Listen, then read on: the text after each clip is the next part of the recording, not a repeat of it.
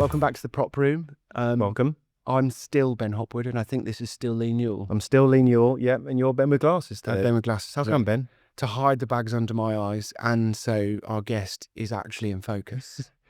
Is that late nights? What's that? I don't know. It's age. It's age. Yeah. It's age. I think when you work in film and TV, late hours, long days, it doesn't help. It doesn't help at all. No. But our guest today is someone who we've had on before, Mr. Terry Royce, who helped us with our pilot episode when we were developing the podcast. Yeah. And now is back today to basically go over what we've done before. But because you've got such an illustrious career, we can talk to you forever, really, can't we, about all the things that Terry's done. Yeah, totally. So welcome, Terry. Welcome back. Thank you. We were just talking about this before we were rolling, and I have to say it because I can't keep it inside, else it'll screw things up. But I'm not the oldest person in the room. That, unfortunately, is you today. And we just worked it out on the phone, didn't we? You're 27,000 days old and a little bit more. But just rounding it down. Rounding it down. That's quite a long career, isn't it?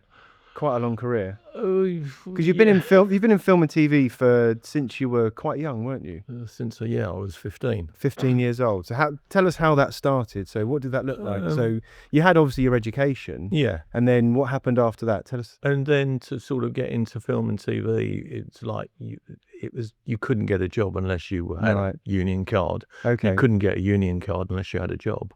Okay. So therefore, the back way in was sort of the mailing room in a lot of these film companies. So what was the mailing room then? What was that? It was where a whole bunch of guys basically came together and delivered mail around the office blocks. Okie dokie. You know, so every studio had a mail room. Every studio, and you would apply to that mail room and say, "Can I have a job?"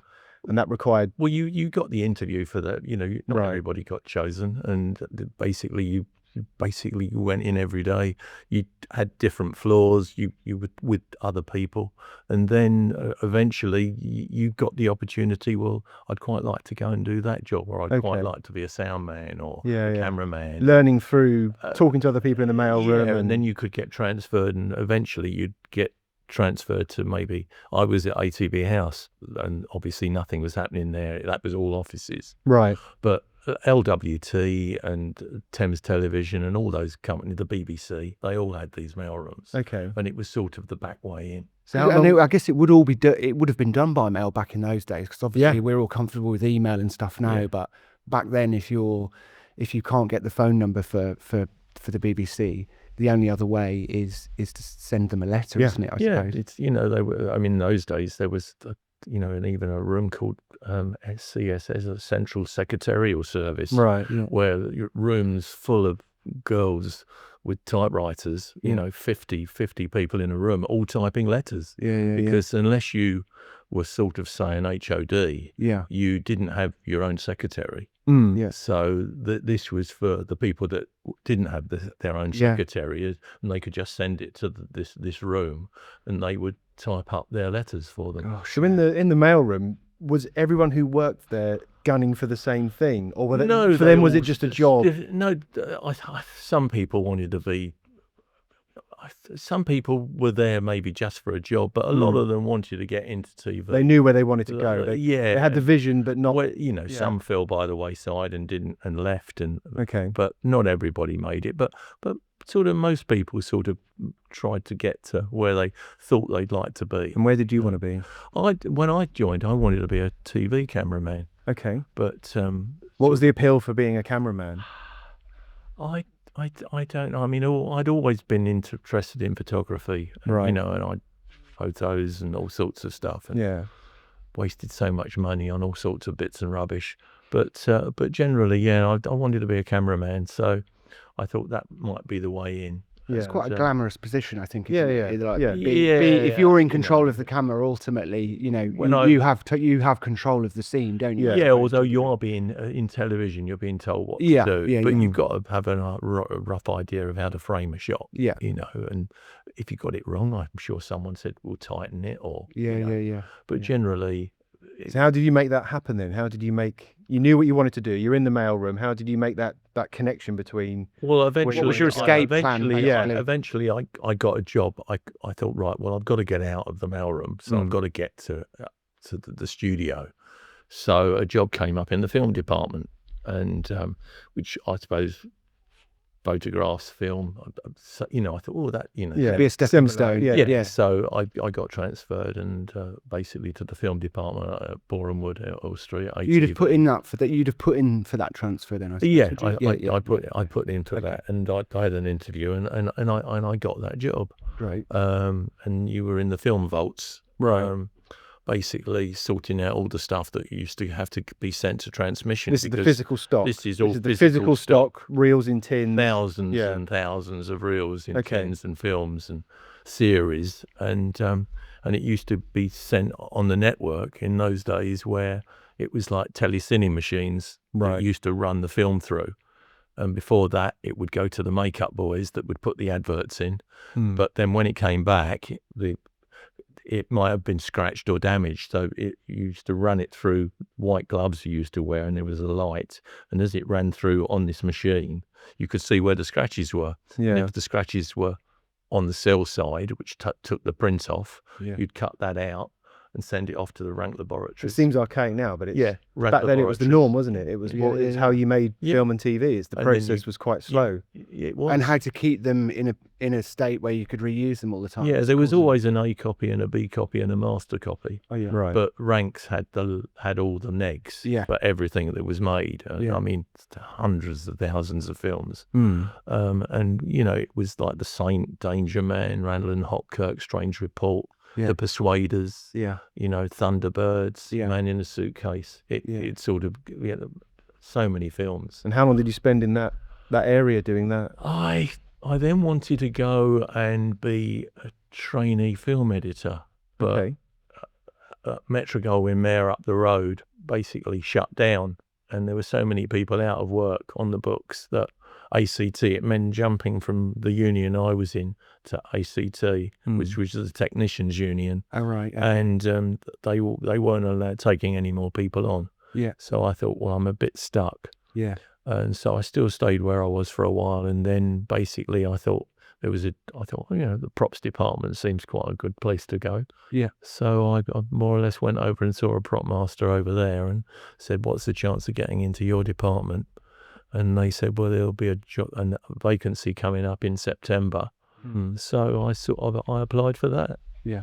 And I got that job, but that was in the stores, and then you learn all the stuff in the stores that you're supposed to, and then you could get a job on the floor. It's more or less sort of a standby. You kind of have to start in-house, don't you? Yeah. Similar to most departments, I suppose. You have to observe and do the legwork and before they let you out, basically. The trouble is that now you haven't got that.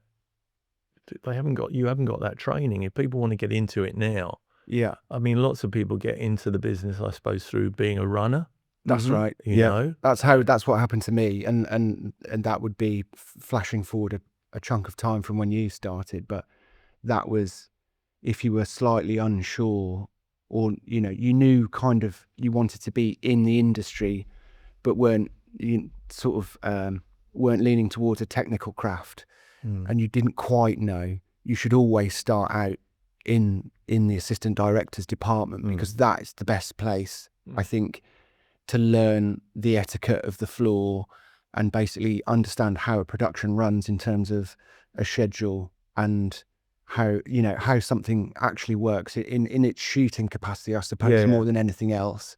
So it's a good place to cut your teeth and to learn how to deal with actors and directors of photography and all of that kind of stuff. You have to be proficient at talking to all of them, don't you? Yeah, totally. Really? And that's when you're very young, you're still very young at that point. So, and then you get all of the really awful jobs at the same time, like standing in the rain, holding an umbrella over you as somebody else, but not yourself. And all of that kind of stuff. I mean, it has got better, because I think when it started, it was like they paid them peanuts, didn't they? Yeah. I think there's a few more rules and regulations. There are now. I mean, I was earning about £350 a week, I think, when I started. I think the first proper job was about that.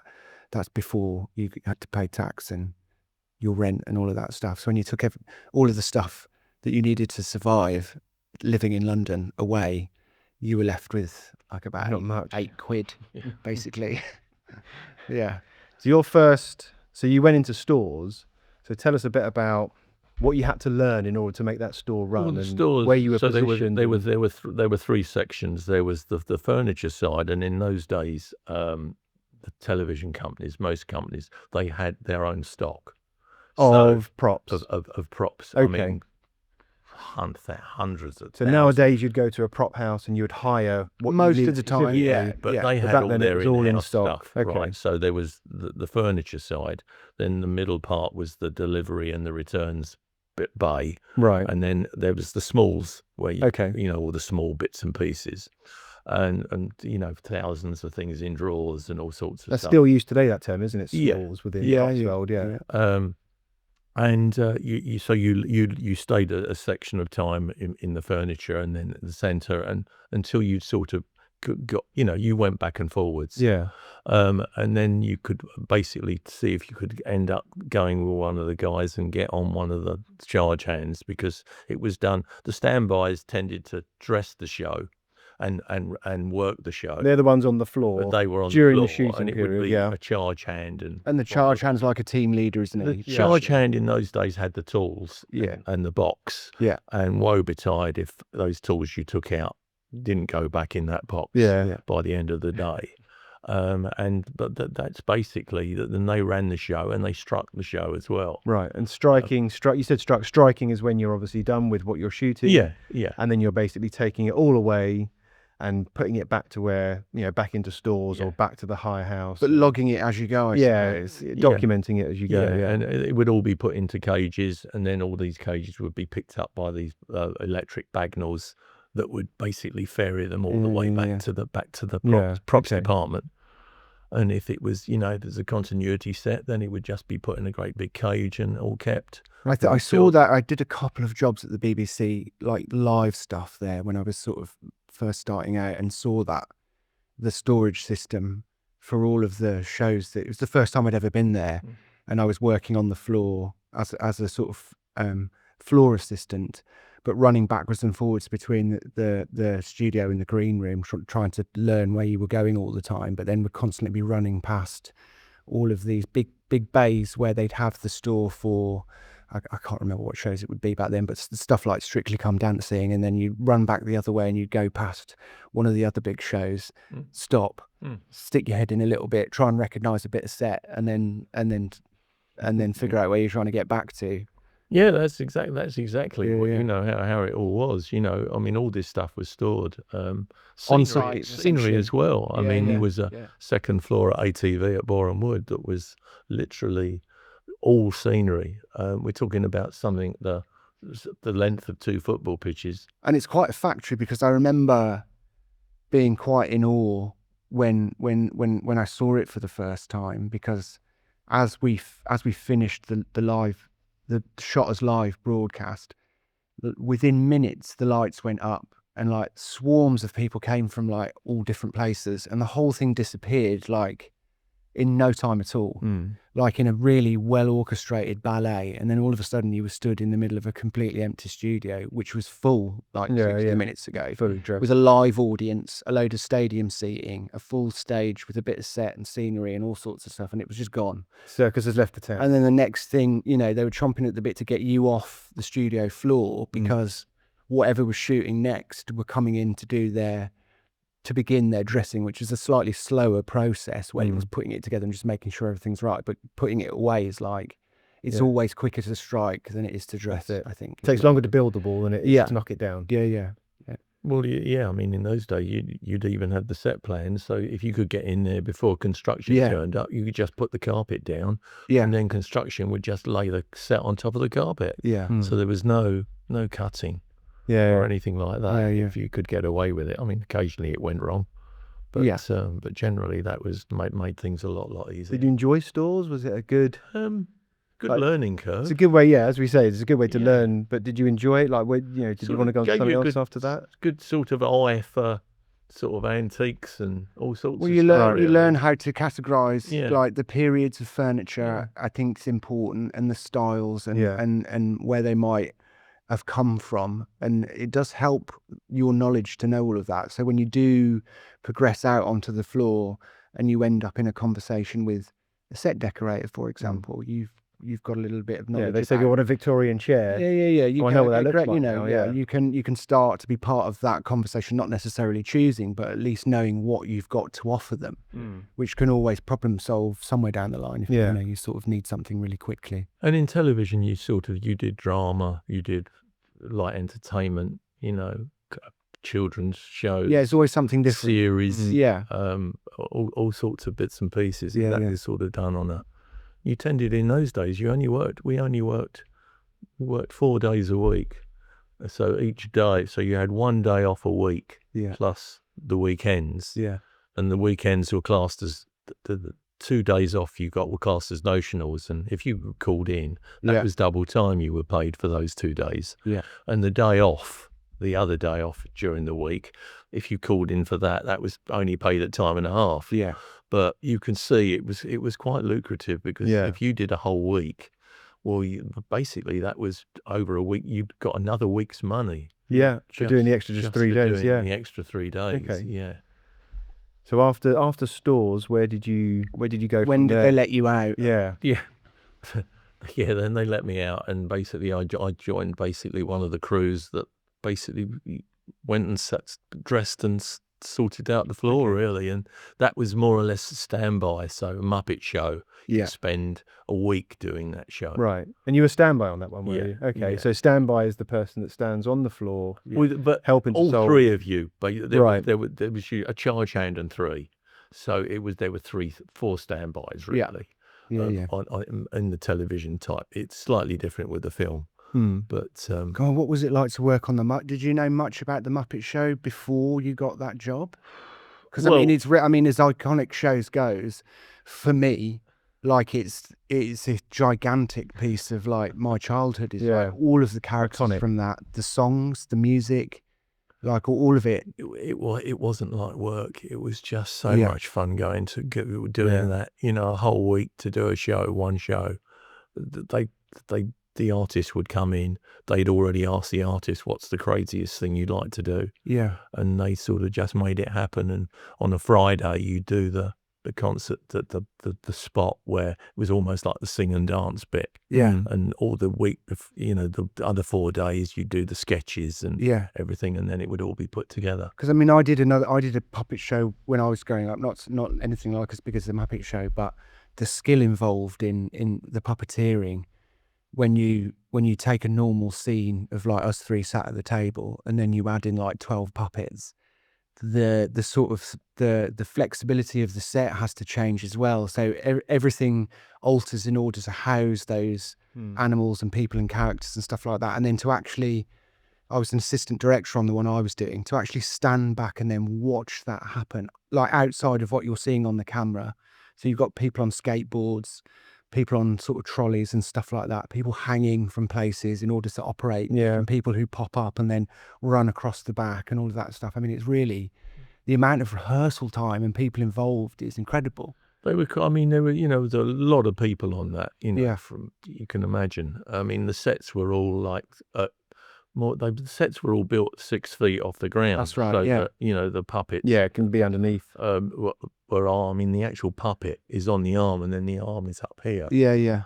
So the sets are cut off sort of from here. Yeah. And it's very clever. I mean, Jim Henson was amazing. Yeah. They were all amazing. Yeah. All Frank Oz, the whole lot, David Goltz, every one of them. So it would have been the same gang of people. I'm talking about the puppeteers now that would go on to do stuff like Labyrinth and Fraggle Rock and all. Yeah, it was like a real sort of period in film and TV history where puppets were the thing. That was it. Those were the coolest things you could see on kids' TV. Yeah, Sesame Street, for example. And also, the Muppet movies and all that. It's, they did some amazing movies. I mean, and they're still going. The movies are still going now. And then I'm reading like the last week or the week before that the show's already, they've made a pilot of the new batch because they think it's still got legs in terms of the viewing audience. Because I think we'd probably all sit and watch it, and then I think obviously young kids would go to watch it, and then it would just be there's an audience waiting to see that kind of like show that you can touch and feel a little bit more, if you know what I mean. And if you're that young, you may not have even seen it at all. Well, I don't think you would have. Really? Yeah, so you'd be So seeing it it would for be the for the first time. Yeah. It would probably blow your head because when you realise it's not computers, it's all real. It's all, it's puppeteers again. There's, they'll latch onto that artistry. I think it's such a good, like, the whole concept idea and show is just so wonderfully, like, happy and like child friendly that everybody who's still got a little bit of the child in them likes them, would enjoy absolutely. watching. Yeah, It's the 50th anniversary this year. Yeah. Of the Muppet Show. I mean, amazing bunch of guys. How many roles did you do after you did that then? How many? God, I mean, light entertainment shows, all sorts of stuff. I mean, I could go back. 27,000 days. 20,000 days under the sea. No, interesting, really. And then eventually they wanted to move to Nottingham, and I didn't want to go to Nottingham. Right. Okay. So I more or less I applied for this job at Limehouse Studios in the East End, and I got this job as like assistant prop master. Okay. And so I went there for. So explain that role years. of assistant prop master. What was your role within? Well, that was that was still television, but you sort of tended to sort of dress the sets. It was just a better position, Right. You'd be the team would be staying the same, and you'd just be moving from show to show. Yeah, they did lots of corporate stuff. Yeah, because there was a news thing that went out every day live, but the corporate stuff was like if you had the money, you could hire the whole place and put on your your own party or what have you. And we did lots and lots of that. Yeah, and like entertainment and all those bits and bobs. So it's a bit like staging when you're talking about a big party for a corporation. Yeah, I'm trying to like stage. It's like event staging, isn't it? Yeah, event staging. Yeah. Like if you had the money to hire the studio, then you could do whatever you wanted, And then I was only there probably about 5 years. I think they used to do treasure hunt thing that used to fly around the country. That's Annika Royce. Yeah, I remember that. And then eventually I left there, and I thought, I got made redundant from there. I think 4 of the HOTs were made redundant on the same day, and I thought I won't be made redundant again. So that's where I went freelance, really. Okay. And that's sort of. So what's your first project? Yeah. How do you go from like a sort of steady paycheck and find that first job as a freelancer at that point? Is that through like your little black book and networking? I wished I could remember that, but I can't remember. I think I think somebody just rang me up and said, do you fancy coming and doing this movie? And I can't remember what the movie was. I mean, we did do some in-house stuff for films like Santa Claus with Dudley Moore. Oh yeah, that came to life. Yeah, there's a studio bit in that. Yeah, and that was all done at Limehouse. I remember doing that. It was one of my favourite Christmas films. And then after that, I got into basically the freelance game. And that would be what were you looking for at that point then? More jobs as an assistant prop master, or had you kind of tried that and felt that you wanted to? I quite enjoyed doing the standby. Yeah, okay. Because like doing even the television stuff, especially at Limehouse, you were more on your own. As the term prop master is different in America, as it is in England. Yes, totally. Yeah. Where would we be in the timeline here then? Would we be in the 70s now? No, this would have been about 1980. I left about 1985, 86. Yeah. Right. Yeah. It's a high pressure environment, isn't it? The standby sort of world. It's you're always on your toes. I think you either like it or you don't. You're always on your toes, always solving problems. It's it's you're the last. I mean, it's the last line of defence for the department, isn't it? Really, because there's no one. There's no big team of dressers and people to help you. It's traditionally now. It's 2 people normally. Yeah. Maybe there's a trainee there if you're lucky. Years ago, I go back. Yes, I remember doing something called The Knock, and there was just me and the standby art director. Yeah. And you more or less, the standby art director became, you were just a fantastic team. Yeah. You just worked together. So, with two of you. And as a standby, you've got to be quite proficient in lots of things, haven't you? You've got to be able to turn your hand practical. to very practical, yeah. And Have you always had that in you, the sort of practical side? I've always been pretty practical. Did that come from learning within the industry, or did you have outside hobbies and interests which bolstered that interest? I've always probably liked taking things to pieces and, putting them back together again, and from cars to engines to give you a basic engineering. So when you're faced with a problem that's not necessarily a car, really, you can tackle. You can work out what bits need changing and take an engine to pieces and put it back together. Okay. Because it's all kinds of stuff. Like, for example, if there's a big dinner party scene, it's all about the levels of drinks, resets on the food. Maybe people are smoking at the table as well. There's every time that scene cuts, there's 18 people at that table, and the camera's seeing everybody, and everyone's eating, smoking, and drinking. Yeah. The good thing about it is when you do a banquet scene, the busier it is, the easier it is to lose the continuity. Yeah.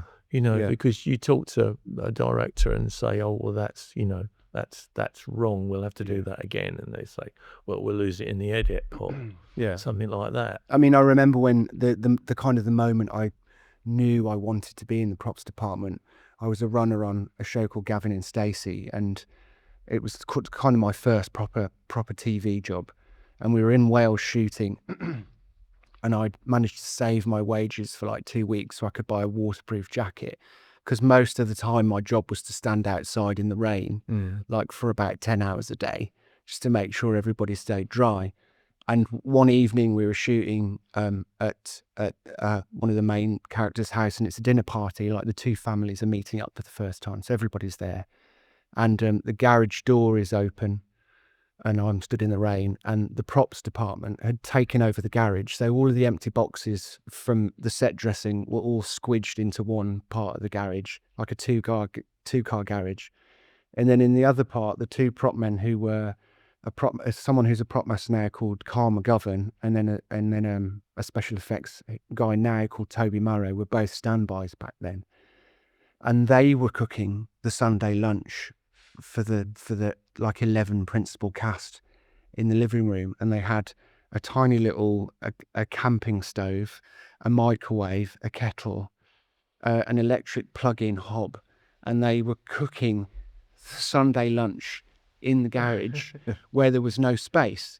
And then each time you would hear the camera get cut in the dining room, one of them, like Carl, would have to go legging it into the living room. Camera would move out of the way. He'd clear everybody's plates up and try and do all of the plates back to the garage in one time, because there was only two of them, and they needed to reset quickly whilst Toby would be throwing new peas onto these plates and stuff like that. And then they'd get fired back into the living room as quickly as possible so that they could keep shooting.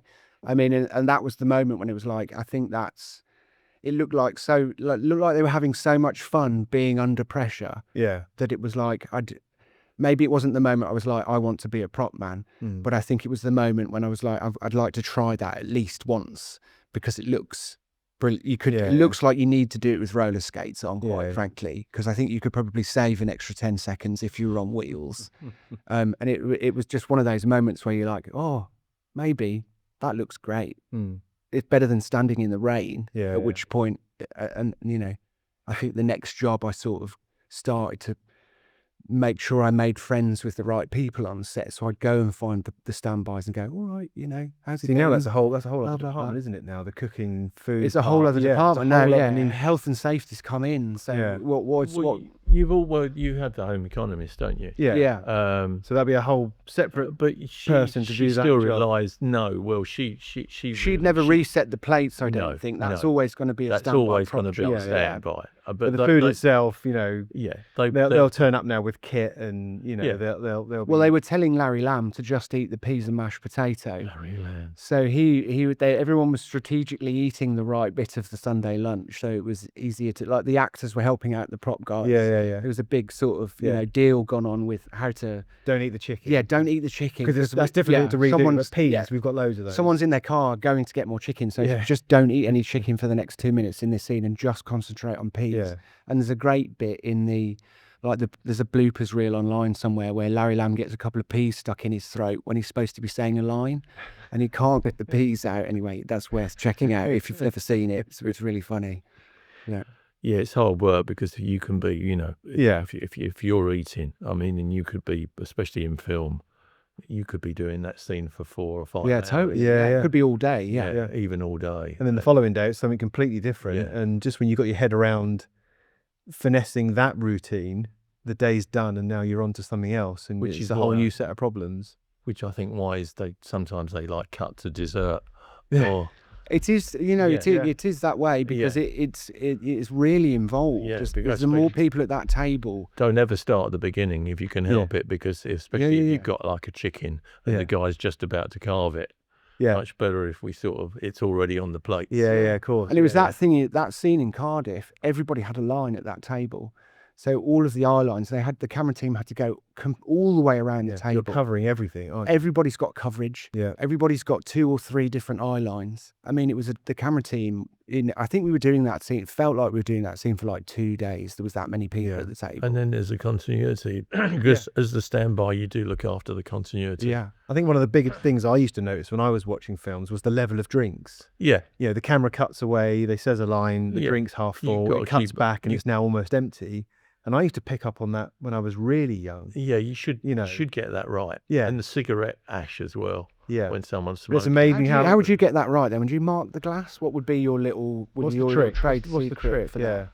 The glass in the right place is use an ultraviolet pen. Yeah, I've seen people do that. Yeah, so they don't show up on camera, and then you can get a flashlight, can't you? And see exactly where the glass. Yeah, it's a neat little trick. That's an essential. Yeah.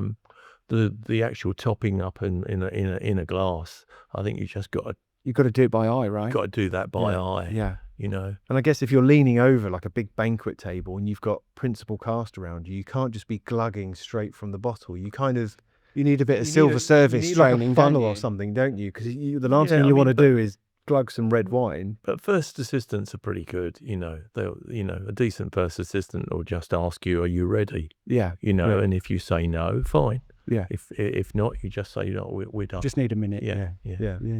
Interesting.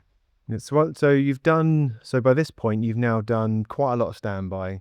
Did you move on from there, or did you continue with standby? I continued with standby. I mean, I'd done other jobs out of the country where you are like the prop master, but the prop master also, but now more the American term. Yeah, because the American term is the prop master is the standby. Yeah, it's completely different. The English term is the prop master is in charge of the props department. Yeah, and he doesn't do the standby. Yeah, whereas American prop masters do purely the action props, and you have to go out and buy your own action props as well. Yeah, I mean things have changed slightly here. You have an action prop buyer, don't you? Yeah. But I mean, we're interested in that. We might talk about that in a few episodes. The whole sort of European versus US system, because they're really, there's some big differences as to the way it's classified and what your responsibilities are and stuff like that. Yeah, we'll definitely cover that at some point. Yeah. So you're sticking with standby at this point. Did you know where you wanted to go next, or were you still figuring out, where you might be wanting to go? I always, I wouldn't have ever wanted to be a director. I think what a director has on his shoulders is, especially in film, I mean, I don't know how they sleep. Yeah. You've got the budget on top. You've got sometimes umpteen 6 producers behind you. They're all trying to put their little bit in. Yeah. And it's a real diplomatic role, isn't it? I mean, so you found your groove. I enjoyed the standby. And you've done a lot of dressing, haven't you? Yeah. Where where you've stood by, and then you've gone back to the other side, I suppose, of the department. Yeah, I think when you've done standby and you've done a big film, it's quite nice to then step away and just do a bit of dressing. There's a bit less stress, I find, in the dressing. There's obviously some really hard deadlines to meet, but as long as you're managing your time, it's the stress levels, you can manage them, I suppose. Yeah, there's less pressure, or the pressure's spread over an even field. I pressure even the standby. I think you either enjoy that pressure.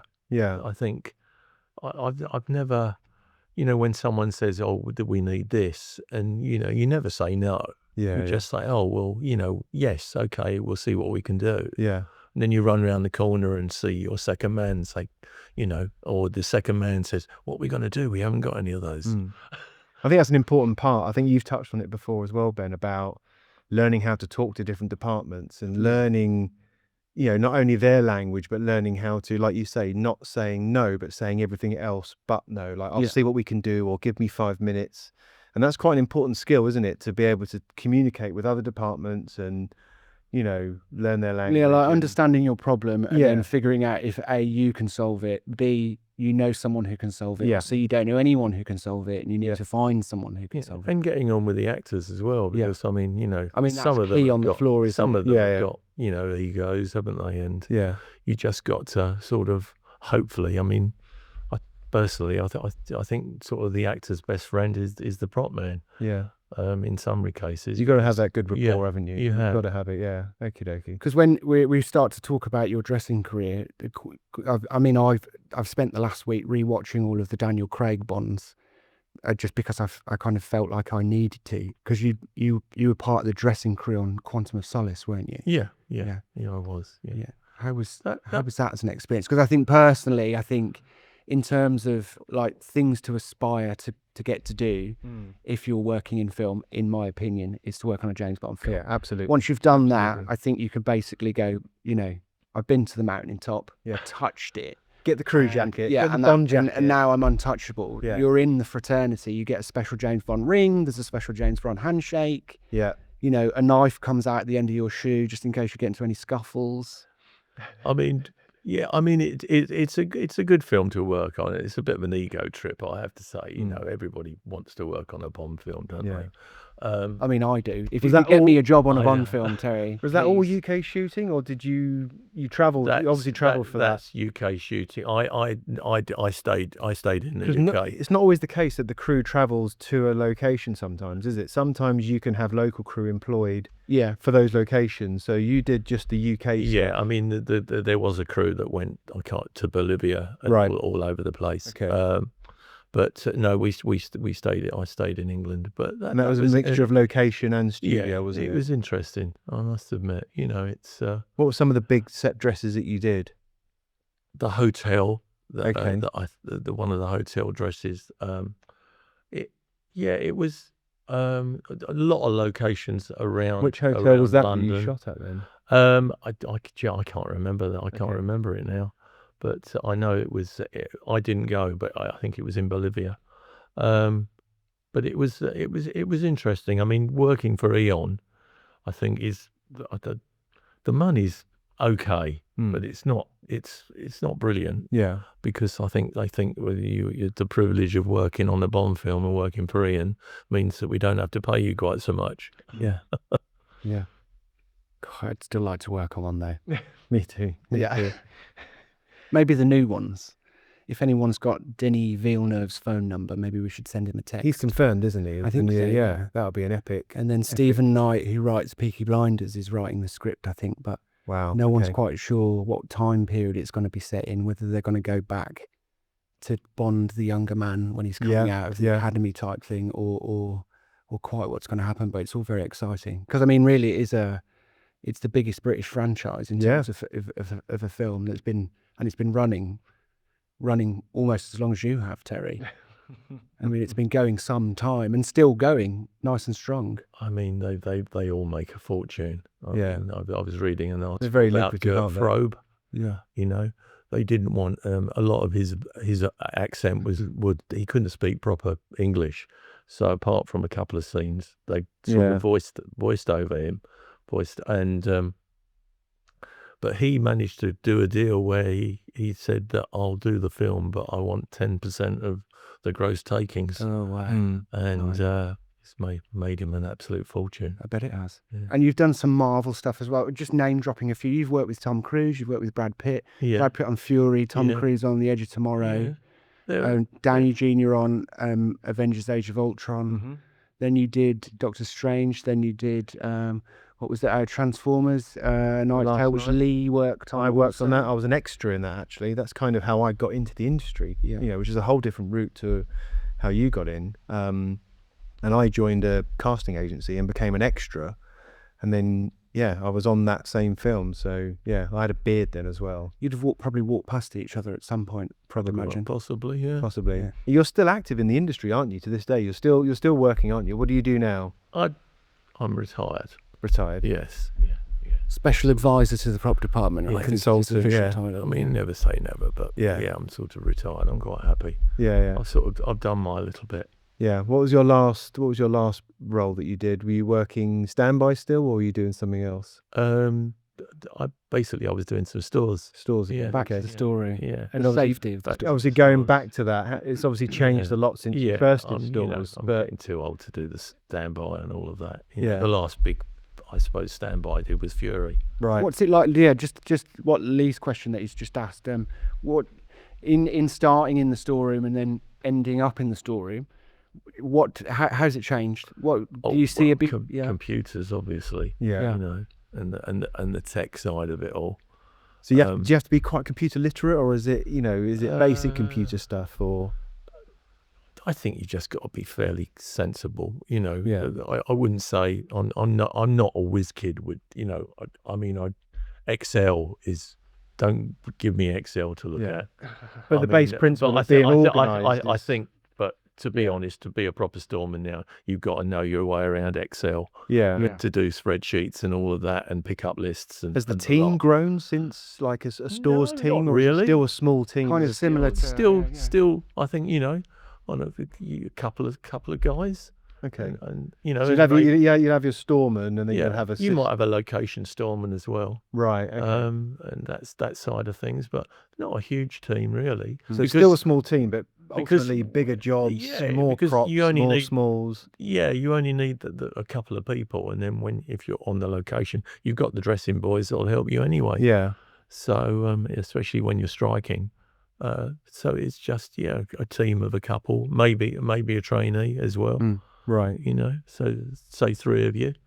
That's, you know, quite sufficient, I think. But the principles of logging stuff still remains, being organised still remains. It's taking photographs, obviously. I mean, in the years gone by, you do a Polaroids, the same as you do. Would you really? Polaroids for. Yeah, I remember seeing for the continuity stuff when you were doing standby. So why is it important to take pictures? It's because when they come in from the hire house, you need to document what you've got coming in, but very much ultimately know what you're sending back as well. Yeah.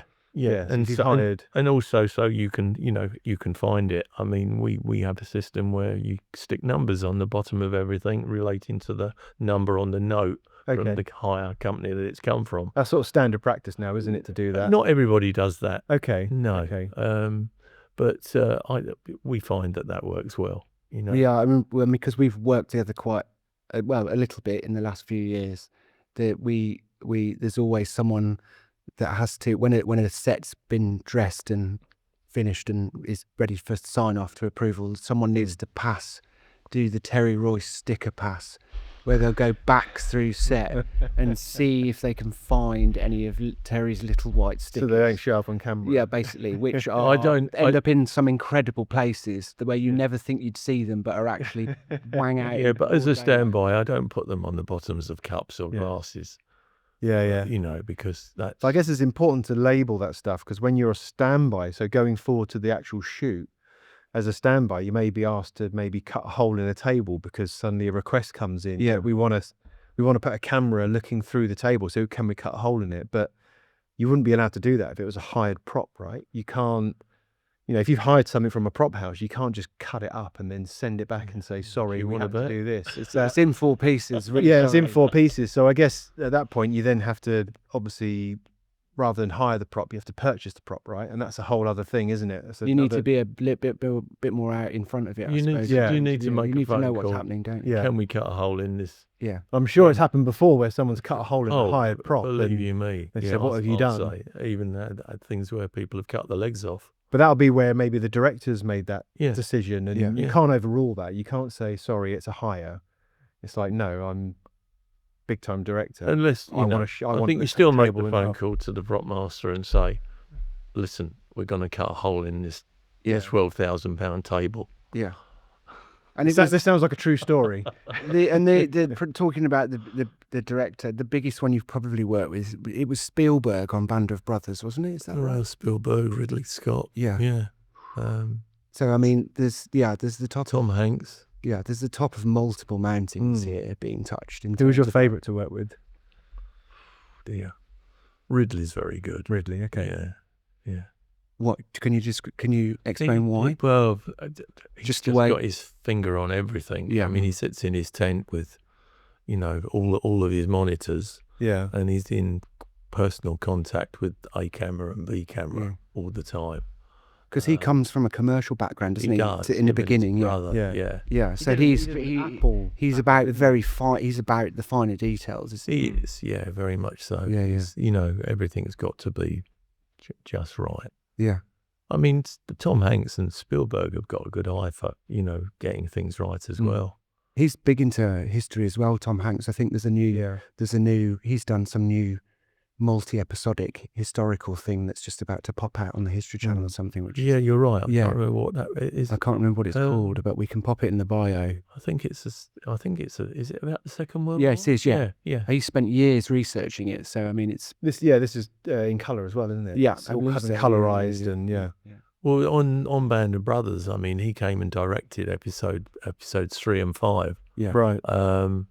So I mean, he was well into it then, and I mean that between him and I think DreamWorks and Playtone, which is Tom Hanks's company. Yeah. So that those were the 2 companies that produced Band of Brothers. Yeah. Which a brilliant. It's a hell of a show. Yeah. Brilliant show. Yeah.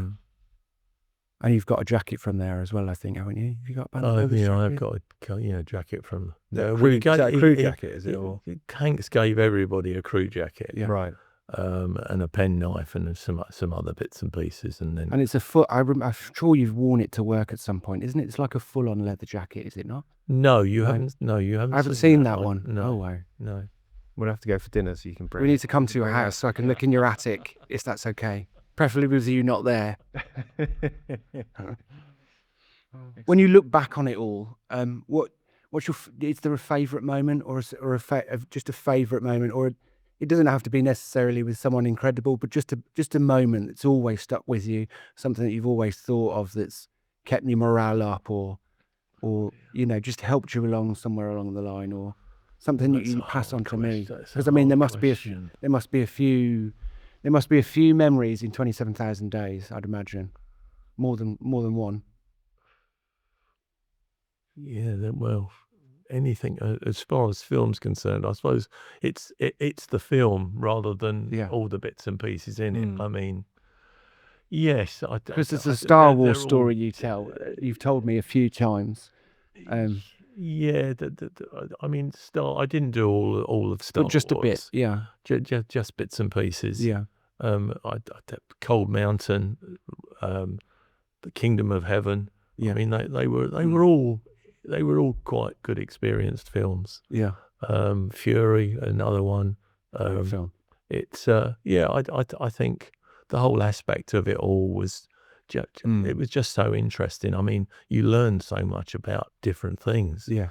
I mean, I knew nothing about tanks before I did Fury. And now you know a lot about now, tanks. I mean, I knew nothing about nuclear fusion before I did Chernobyl. I remember. And it's quite a learning curve. And that was shooting away from the UK, Chernobyl. That was all shot in Lithuania. We were spent 7 months in Lithuania. Wow, it's quite a long way from home, isn't it? It's a long time. What So anyone looking to get into the industry, what advice would you give them? Well, don't give up. Don't give up. Okay. Never surrender. And, just try and, just keep pushing forward with what you want to do, because I think you will make it eventually. Yeah. It's not easy. It's harder now than when I started. Yeah. Because I think there's so many other people that want to do it as well. Yeah. It's become a very central focus for a lot of the world now, media and film and entertainment. And there is a lot of nepotism as well. So you are up against, sons and daughters of people that are directors and DOPs and sound recordists. So, it's all about channeling your inner Rocky Balboa, I think, and just like keep swinging, and eventually you'll get a shot. You'll get there. Lovely. Terry, thanks very much. Thank you very much, Derek. Coming back, and we maybe you'll come back again and sit with us in season 2, or come with us to America when we go and discuss the difference between. It's definitely going to happen. We've said it out loud. We're going to go to America and talk to a load of American prop masters about the differences, and then we'll all have a big fight in a car park. Sounds great. Yeah. Terry, thank you very much. It's been a pleasure. Brilliant. Thank you.